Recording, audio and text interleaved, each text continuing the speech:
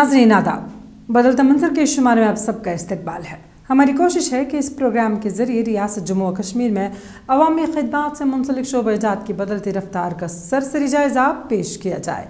आइए पहले एक नज़र डालते हैं इस शुमारे के अहम मौज़ूआत पर। कश्मीर में जदीद स्पिनिंग मशीनों की आमद, दस्तकारी सनत के लिए नई उम्मीद। राजौरी पुंछ शहरा मंसूबा, कनेक्टिविटी और सयाहत के नए इम्कानात। साबिक फौजियों की फलाह व बहबूद के लिए श्रीनगर में सैनिक वेलफेयर बोर्ड का खसूसी प्रोग्राम।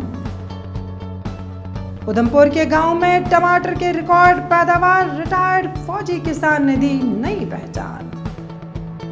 श्रीनगर में एजुकेशन समिट, 50 करोड़ रुपए के स्कॉलरशिप का ऐलान। कश्मीर की दस्तकारी अपनी बारीकी और मेहनत के सबब दुनिया भर में मशहूर है, लेकिन चरखे पर घंटों बैठकर काम करने की मशक्कत ने न सिर्फ पैदावार को महदूद किया बल्कि दस्तकारों की सेहत पर भी असर डाला है। अब महकमा हैंडीक्राफ्ट्स व हैंडलूम कश्मीर ने एक नई पहल के तौर पर जदीद स्पिनिंग मशीनें वादी तक पहुंचा दी है। ये मशीनें जब दस्तकारों में तकसीम होंगी तो उनके काम में आसानी, मयार में बेहतरी और आलमी मंडी तक रसाई के नए इम्कानात पैदा होंगे। इस ज़मीन में पेश है हमारी ये रिपोर्ट। चरखे पर काम करना बरसों से कश्मीरी दस्तकारी का हिस्सा रहा है, लेकिन ये मेहनत तलब अमल दस्तकारों के लिए कमर दर्द और जोड़ों के दर्द जैसे मसाइल भी लाता रहा। अब वादी में जदीद स्पिनिंग मशीनों की आमद ने इस रवायत में एक नया मोड़ डाल दिया है। इन मशीनों के जरिए दस्तकारों का बोझ कम होगा और उनकी सेहत को भी सहारा मिलेगा।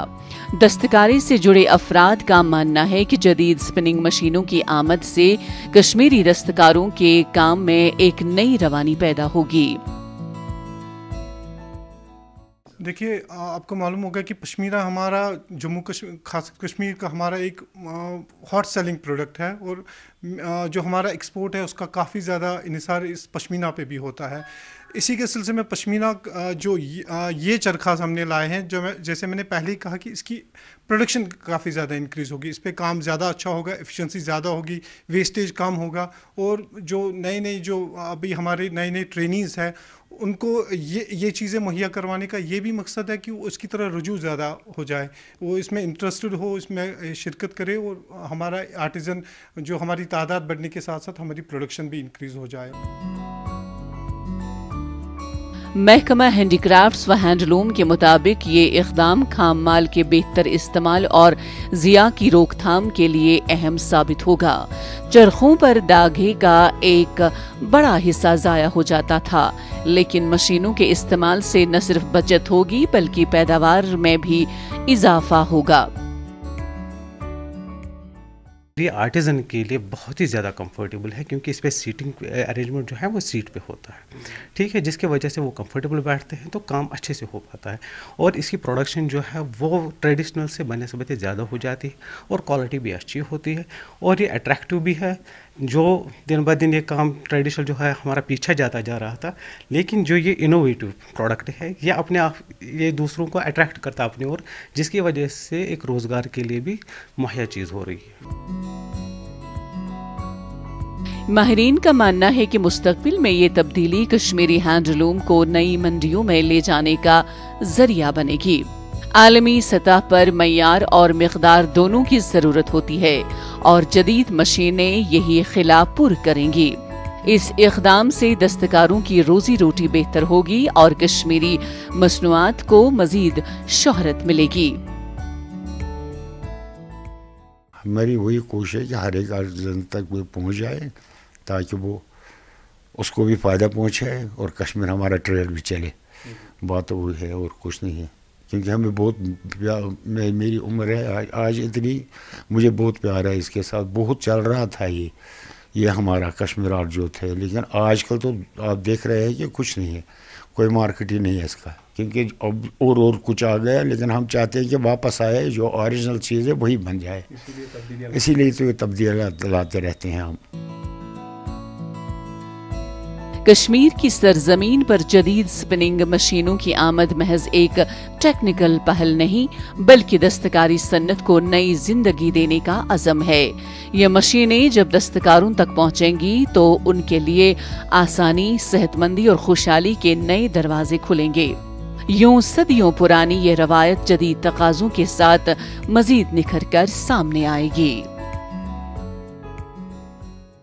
सरहदी अजला राजौरी और पुंछ को बेहतर सफरी सहूलतें और माशी तरक्की की राह पर लाने के लिए national highway 144A mega project तेजी से आगे बढ़ रहा है।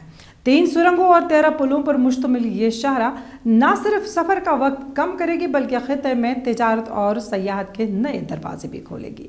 हुकाम के मुताबिक कई हिस्से मुकम्मल हो चुके हैं और बाकी हिस्सों पर काम तेजी से जारी है। मजीद जानते हैं इस खास रिपोर्ट में। राजौरी पुंछ शाहरा मंसूबा इन जुड़वा अजला को नई कनेक्टिविटी देने जा रहा है। मंसूबे की तकमील के बाद जम्मू से पुंछ और राजौरी का सफर 6 घंटे से घटकर सिर्फ 3 से 4 घंटे रह जाएगा, जबकि जम्मू से राजौरी का सफर महज 2.5 घंटे में मुकम्मल होगा। ये सहूलत मकामी लोगों के लिए आसानी और रोजमर्रा जिंदगी में बड़ी तब्दीली का बाइस बनेगी। मकामी लोगों का कहना है कि जिंदगी का हर एक शोबा इस शाहरा से मुस्तफीद होगा। वादी के साथ इस राजौरी पुंछ का कनेक्ट होना ये हमारे लिए बाइसे फ़ख्र और इज़्ज़त का झंडा है।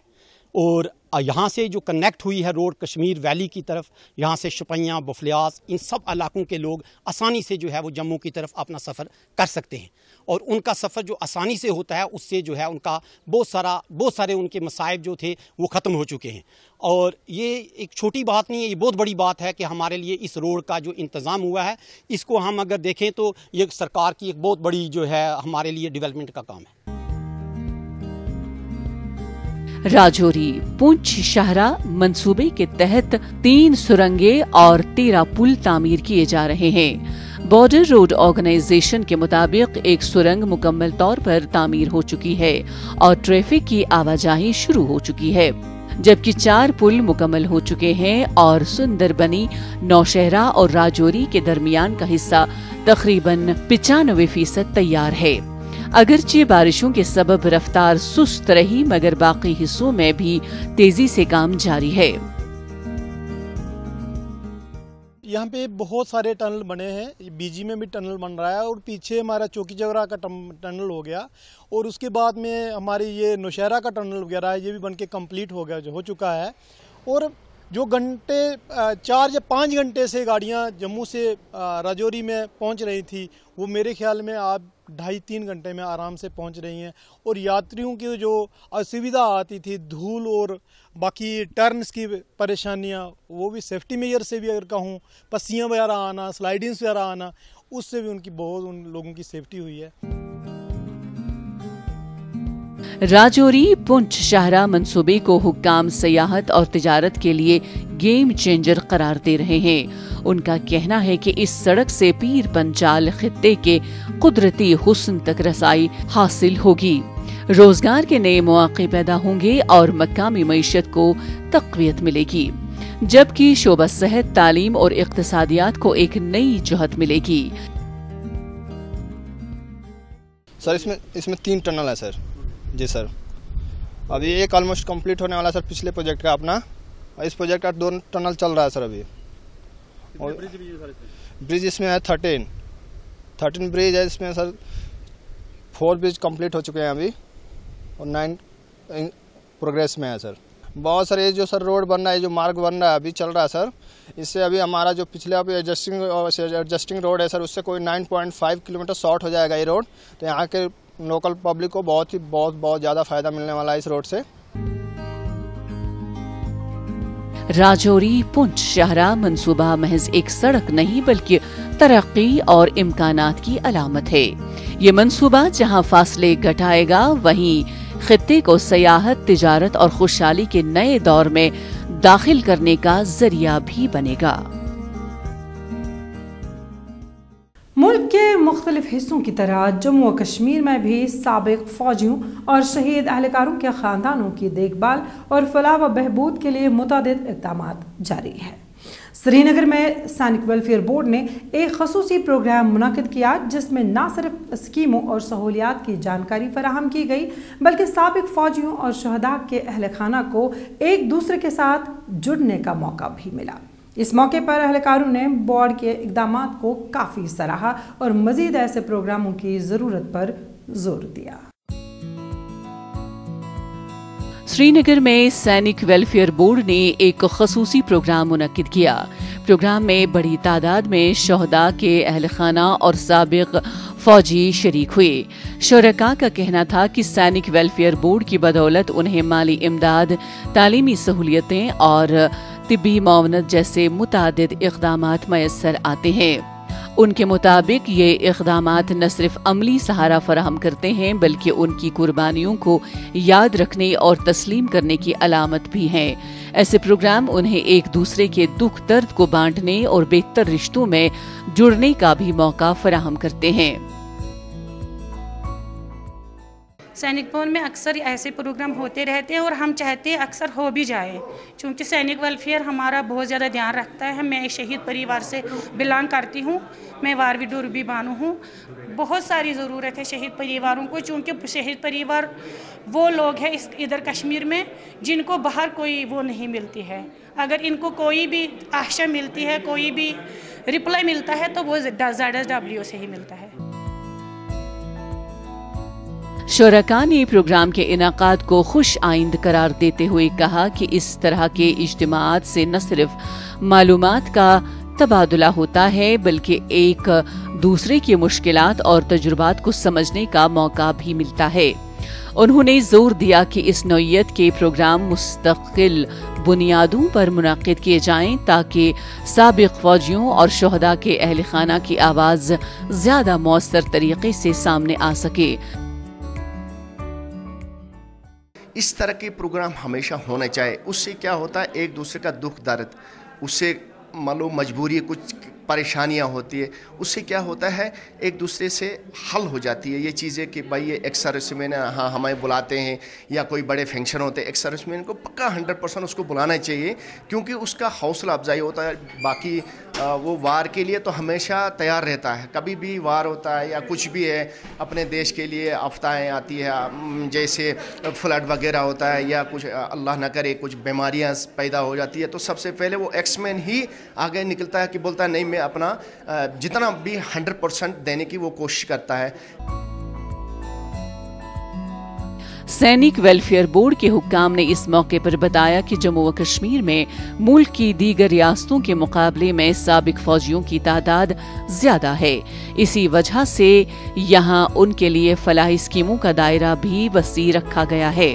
हुक्काम के मुताबिक रियासत के तमाम 20 अजला में बोर्ड के जिली दफातर कायम हैं, जहां से हर सतह पर स्कीमों की अमल आवरी को यकीनी बनाया जाता है। यहाँ पर सरकार के द्वारा, केंद्र सरकार के द्वारा, दोनों सरकारों के द्वारा बहुत सारे प्रोग्राम स्कीम्स वगैरह चलाए जा रहे हैं, जैसे कि बच्चों की पढ़ाई के लिए स्कॉलरशिप देना, विडोज़ के लिए उनके लिए वेलफेयर ग्रांट्स वगैरह है, मैरिज ग्रांट्स हैं, उनके स्वास्थ्य की सेवा के लिए भी बहुत सारी व्यवस्थाएं हैं। सैनिक रेस्ट हाउसेस यहाँ पर रहते हैं जिसमें कि पूर्व सैनिक लोग जो बाहर से आते हैं, श्रीनगर में जैसे कुछ काम वगैरह हुआ तो वहाँ रहने के लिए आते हैं। तो इस तरह से बहुत सारे वेलफेयर कार्यक्रम जो है यहाँ पर जो राज्य सैनिक बोर्ड है, जो होम डिपार्टमेंट है और राज्य सरकार है उनके द्वारा और हमारे केंद्र सरकार के द्वारा चलाया जा रहा है। श्रीनगर का ये प्रोग्राम इस बात का मजहर है कि साबिक फौजियों और शहदा के अहल खाना की खिदमत महज एक इंतजामी फरीजा नहीं बल्कि समाजी जिम्मेदारी भी है। सैनिक वेलफेयर बोर्ड की पहल से एक जानिब सहूलियात बेहतर तौर पर फराहम हो रही है तो दूसरी जानिब इन खानदानों को ये एतमाद भी मिल रहा है कि उनकी कुर्बानियां कभी फरामोश नहीं की जाएंगी। उधमपुर के चिनानी इलाके के बाइन गांव में इस साल टमाटर के रिकॉर्ड तोड़ फसल ने खुशहाली के नए दर खोल दिए हैं। मकामी मंडियों में टमाटरों की भरमार है और किसानों के चेहरों पर इत्मीनान की मुस्कुराहट। इस कामयाबी के पीछे एक रिटायर्ड फौजी की मेहनत और हौसला है, जिसने खेतों को अपनी जिंदगी का हदफ बनाया। उनकी कहानी ने न सिर्फ गांव को रोशनी बख्शी बल्कि नौजवानों को भी खेती की तरफ रागिब किया। मजीद देखने के लिए आइए चलते हैं हमारी इस रिपोर्ट की तरफ। उधमपुर के बेन गांव में खेतों की सरजमीन आज टमाटरों की लाली से चमक रही है। बाजारों में टमाटरों के ढेर किसानों की मेहनत की गवाही दे रहे हैं। इस भरपूर पैदावार ने मकामी मईशत को नई जिंदगी बख्शी है। गांव के लोग कहते हैं कि ऐसी फसल उन्होंने बरसों बाद देखी है, जहां हर खेत खुशहाली और मेहनत का संगम बन गया है। इस कामयाबी की क़यादत मोहम्मद असलम बट कर रहे हैं, जो भारतीय फौज से रिटायर होने के बाद खेती को अपनी जिंदगी का मकसद बना बैठे। 2025 में यूनिफॉर्म उतारने के बाद उन्होंने टमाटर से इब्तिदा की और फिर आहिस्ता आहिस्ता मक्की, अंगूर और अनार जैसे फलों और सब्जियों की काश्त भी शुरू की। हमें 8 साल हो गए, 8-9 साल हो गए जब से ये रिटायर आए, तब से हमने ये चालू किया काम। अभी पहले टमाटर लगाते थे, उसके बाद मतलब ये वो कीवी लगा दिए। पहले टमाटर लगाते थे, फिर कीवी लगा दी, अभी ये अंगूर लगा दिया, नाशपाती लगा दिया, सारा थोड़ा थोड़ा सारा कुछ लगाया हमने। अभी खाने के लिए थोड़ा थोड़ा, अब खुद के लिए भी लगाते हैं। और मतलब हमारे ये आदमी होते 8-8 आदमी भी होते, हम लहसुन लगाते हैं, प्याज लगाते हैं। अभी सारा कुछ मतलब थोड़ा थोड़ा सारा कुछ लगाया हमने। मोहम्मद असलम बट का कहना है कि हुकूमत की ज़रूरी स्कीमों ने किसानों को नई राहें दिखाई हैं। सब्सिडी वाले बीज, ड्रिप इरिगेशन और छोटे ज़रूरी आलात ने पैदावार में इजाफा किया है और मेहनत को ज्यादा मौसर बना दिया है। उनके मुताबिक ये सहूलियात किसानों की आमदनी दोगुनी करने में मददगार हैं और दीही ज़राअत को एक मजबूत माशी बुनियाद फराहम करती है। अभी हमारा इतना इलाका तो ये पहाड़ी इलाका, यहाँ पर बहुत सी चीज़ों की कमी है, लेकिन फिर भी गवर्नमेंट जो है इस पे काफ़ी ज़ोर दे रही है। डिपार्टमेंट सहयोग कर रहा है, जो कि हमें यहाँ टाइम टाइम से बीज मुहैया करती है, टाइम टाइम से खाद मुहैया होती है, मिलती है हमें। उसके साथ जो है लोग भी अवेयर हो रहे हैं, साथ साथ में लोगों के जो पढ़े लिखे बच्चे हैं वो नए तरीके से खेती करना चाहते हैं, लेकिन अभी कम स्केल पे अभी जागरूक हो रहे हैं आस्ता आस्ता किसान। तो भारत सरकार का इसमें अच्छा योगदान रहा है। जो सेंट्रल गवर्नमेंट से मोदी सरकार जी की सरकार है, उनकी तरफ से काफ़ी जो है वो आय दुगनी करने का एक जो है चला हुआ है, उस पे जो है लोग भी अमल कर रहे हैं और उसके बाद गवर्नमेंट भी इस पे काफ़ी ध्यान रही है। बेन गांव के नौजवान आज मोहम्मद असलम बट को रोल मॉडल मान रहे हैं। वो कहते हैं कि खेती अब सिर्फ पुरानी रवायत नहीं बल्कि एक ऐसा पेशा है जो मुस्तकबिल को संवार सकता है।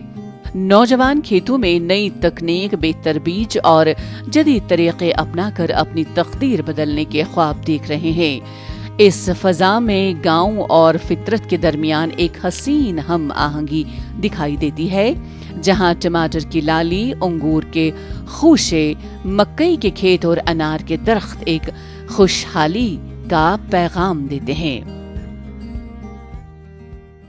आज के टाइम पे तो जिस हिसाब से टेक्नोलॉजी है, तो यूथ अगर उस चीज़ में जाएगी तो टेक्नोलॉजी के हिसाब से लग के तो आगे वाली जनरेशन के लिए बहुत अच्छे फ़ायदेमंद है। क्योंकि आजकल की जो जनरेशन है बहुत सी डिग्रियां लेके बैठी हुई हैं बट कुछ कर नहीं पा रहे हैं, बेरोज़गार हैं सबके सब। ठीक है, तो आज के टाइम पे अगर देखा जाए फार्मिंग में अगर कोई न्यू जनरेशन जाएगी तो उनके लिए बहुत फ़ायदेमंद है। क्योंकि आज के टाइम के जो बच्चे हैं उनके पास नॉलेज बहुत अच्छा है, बहुत से अच्छी वो दिमाग लगा के आप कहीं पे भी फार्मिंग में जा सकते हैं, तो आगे इसका फ्यूचर बहुत अच्छा है। उधमपुर के बैन गांव की ये कहानी सिर्फ एक कामयाब फसल की नहीं बल्कि एक अज़म, एक हौसले और फितरत से जुड़े रहने की कहानी है।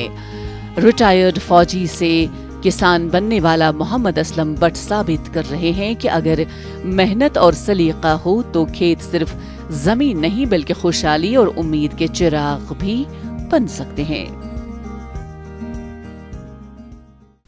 तालीम हर माशरे की बुनियाद है, लेकिन माली रुकावटें अक्सर होनहार तलबा के ख्वाबों के दरमियान दीवार बन जाती हैं।